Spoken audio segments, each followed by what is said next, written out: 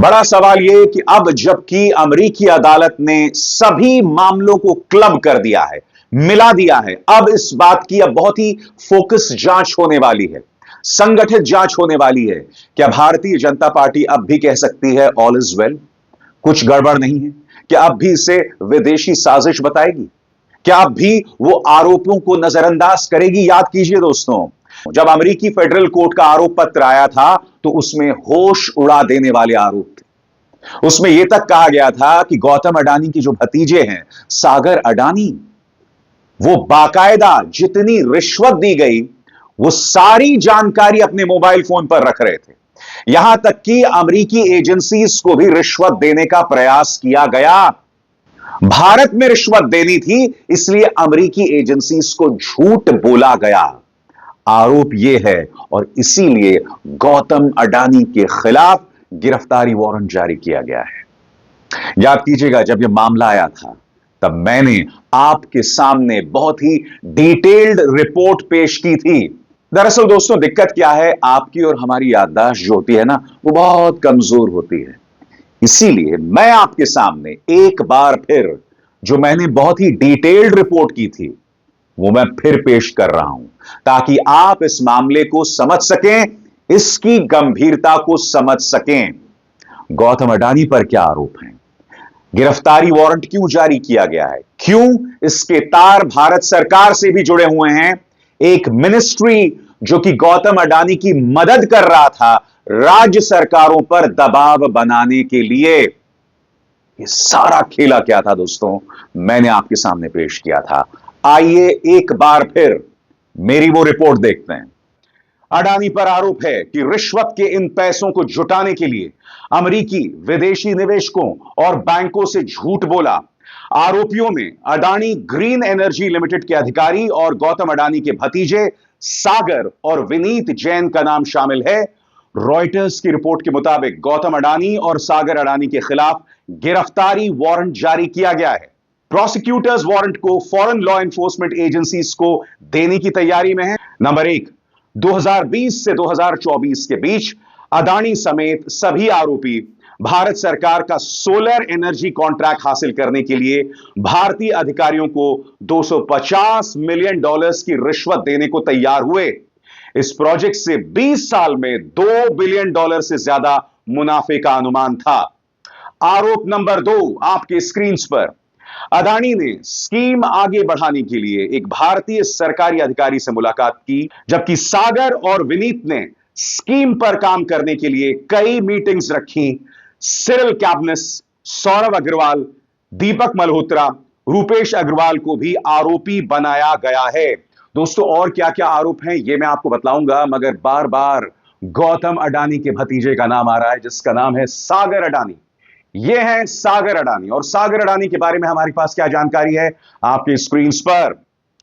गौतम अडानी के भतीजे सागर अडानी ने ब्राउन यूनिवर्सिटी अमेरिका से अर्थशास्त्र की डिग्री ली है। सबसे बड़ी बात, जैसा कि इस दस्तावेज से स्पष्ट हो रहा है, जितनी रिश्वत दी गई उसे गौतम अडानी के भतीजे सागर अडानी अपने मोबाइल फोन के जरिए ट्रैक कर रहे थे। रिपोर्ट में यह भी लिखा हुआ है कि रिश्वत को लेकर बाकायदा एक्सेल शीट तैयार की गई। रिश्वत का सिलसिलेवार पावर पॉइंट प्रेजेंटेशन यानी पावर पॉइंट प्रस्तुति बनाई गई, जैसा कि इस दस्तावेज से स्पष्ट है।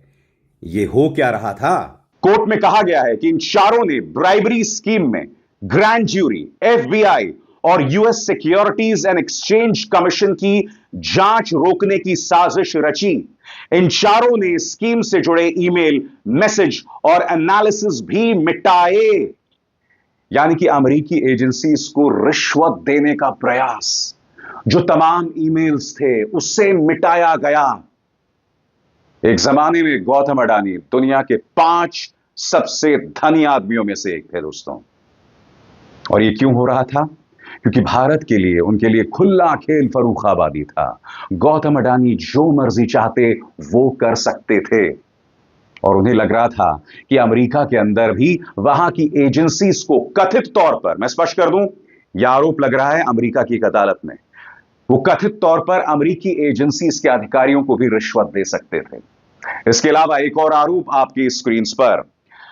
अदानी ग्रीन एनर्जी ने कॉन्ट्रैक्ट के तहत फंड देने के लिए अमेरिकी इन्वेस्टर्स और अंतर्राष्ट्रीय ऋणदाताओं से कुल $3 बिलियन रकम इकट्ठा की।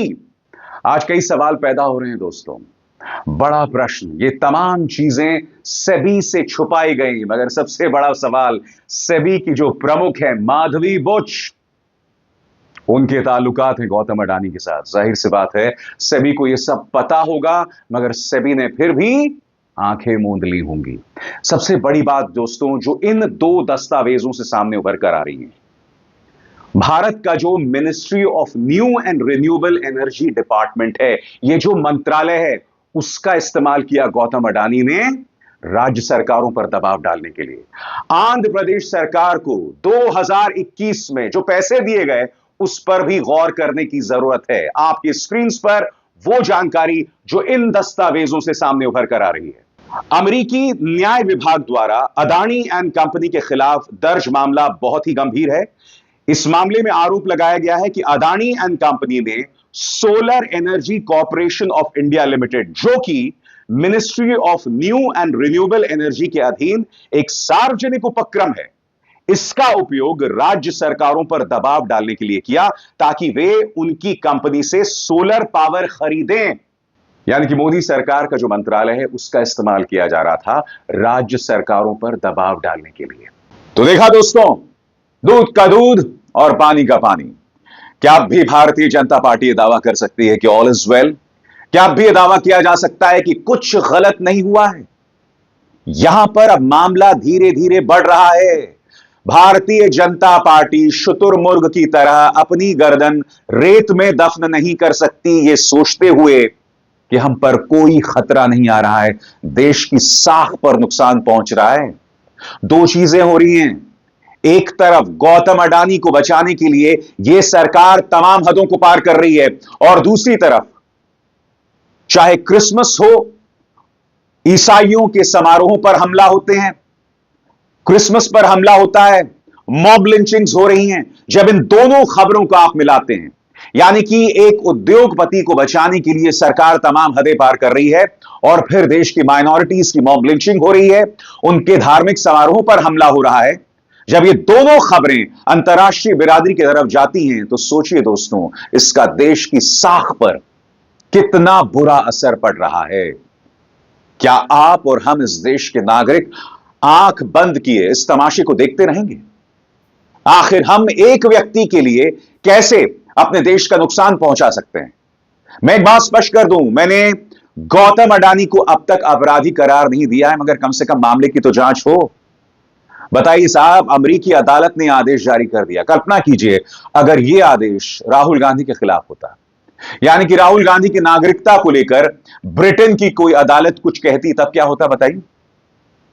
यहां पर राहुल गांधी के वजूद को खत्म करने के लिए पूरी तैयारी हो जाती, मगर भाजपा सिर्फ दुष्प्रचार करती है, सिर्फ झूठ बोलती है, और मुद्दे को भटकाने के लिए दूसरे जहरीले मुद्दे आपके सामने लाती है। मैं उम्मीद करता हूं कि अमेरिकी अदालत में गौतम अडानी को लेकर जो जांच हो रही है, दूध का दूध और पानी का पानी होगा।